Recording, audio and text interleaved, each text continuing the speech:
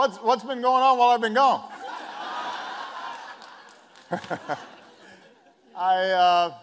It is wonderful to be home. It is wonderful to be at the University of Chicago. It is wonderful to be on the south side of Chicago. And it is wonderful to be with these young people here. And what I want to do is just maybe speak very briefly at the top about why we're here. And then I want to spend most of the time that we're together hearing from these remarkable young people who are, I think, representative of some amazing young people who are in the audience as well. I was telling these guys that it was a little over 30 years ago that I came to Chicago. I was 25 years old, and I had gotten out of college filled with idealism and absolutely certain that somehow I was going to change the world. But I had no idea how or where or what I was going to be doing. And so I worked first to pay off some student loans. And then I went to work at the City Colleges of New York on their Harlem campus with some student organizing. And then there were a group of churches out in the South Side who had come together to try to deal with the steel plants that had closed in the area and the economic devastation that had been taking place, but also the racial tensions and turnover that was happening in these communities. And so they had formed an organization. They hired me as what was called a community organizer. And I did not really know what that meant or how to do it. But I accepted the job.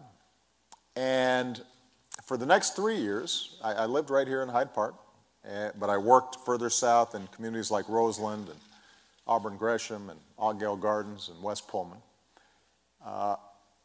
Working class neighborhoods, many of which had changed rapidly from white to black in the late 60s, 70s, and full of wonderful people who were proud of their communities, proud of the steps they had taken to try to move into the middle class, but were also worried about their futures because in some cases their kids weren't doing as well as they had.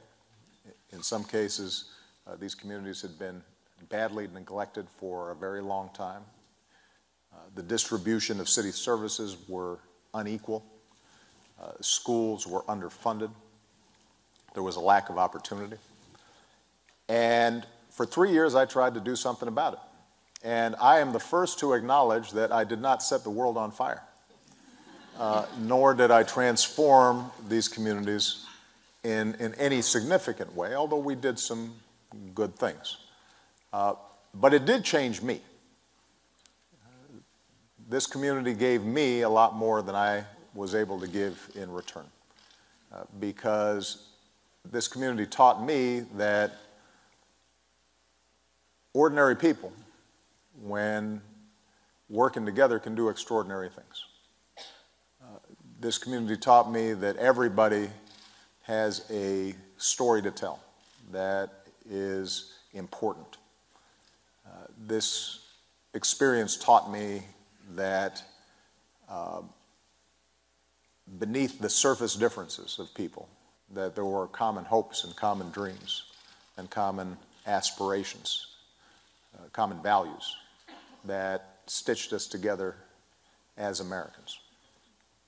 And so even though I, after 3 years, left for law school, the lessons that had been taught to me here as an organizer are ones that stayed with me and effectively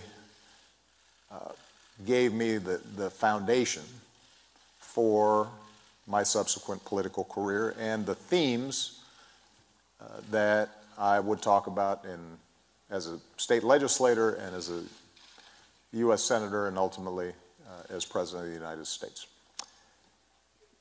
Now, I tell you that history because on the back end now of my presidency, now that it's completed, I'm spending a lot of time thinking about what is the most important thing I can do for my next job. And what I'm convinced of is that although there are all kinds of issues that I care about and all kinds of issues that I intend to work on, the single most important thing I can do is to help in any way I can prepare the next generation of leadership to take up the baton and to take their own crack at changing the world. Because the one thing that I'm absolutely convinced of is that, yes, we confront a whole range of challenges, from economic inequality and lack of opportunity to a criminal justice system that too often is skewed in ways that are unproductive, to climate change, to issues related to violence. All those problems are serious, they're daunting, but they're not insoluble. What is preventing us from tackling them and making more progress really has to do with our politics and our civic life. It has to do with the fact that because of things like political gerrymandering, our parties have moved further and further apart, and it's harder and harder to find common ground. Because of money in politics, special interests dominate the debates in Washington in ways that don't match up with what the broad majority of Americans feel. Because of changes in the media, we now have a situation in which everybody's listening to people who already agree with them and are further and further reinforcing their own realities to the neglect of a common reality that allows us to have a healthy debate and then try to find common ground and actually move solutions forward.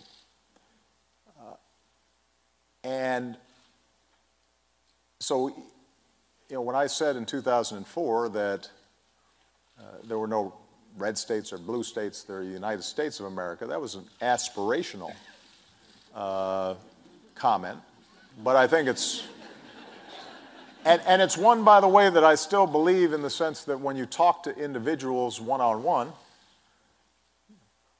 there's a lot more that people have in common than divides them. But obviously it's not true when it comes to our politics and our civic life. And maybe more pernicious is the fact that people just aren't involved. They get cynical and they give up. And as a consequence, we have some of the lowest voting rates of any advanced democracy, and low participation rates then translate into a further gap between who's governing us and what we believe. The only folks who are going to be able to solve that problem are going to be young people, the next generation. And I have been encouraged everywhere I go in the United States, but also everywhere around the world, to see how sharp and astute and tolerant and thoughtful and entrepreneurial our young people are. A lot more sophisticated than I was at their age. And so the question then becomes, what are the ways in which we can create pathways for them to take leadership, for them to get involved?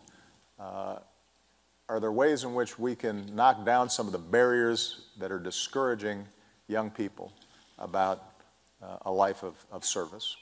And if there are, I want to work with them to knock down those barriers and to get this next generation to accelerate their move towards leadership. Because if that happens, I think we're going to be just fine. And I end up being incredibly optimistic. So, with that, what I'd like to do is to have our panelists here today